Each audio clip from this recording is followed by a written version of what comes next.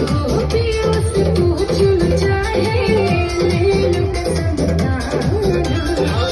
इतना ठीक नहीं है राधा किसी को सताना।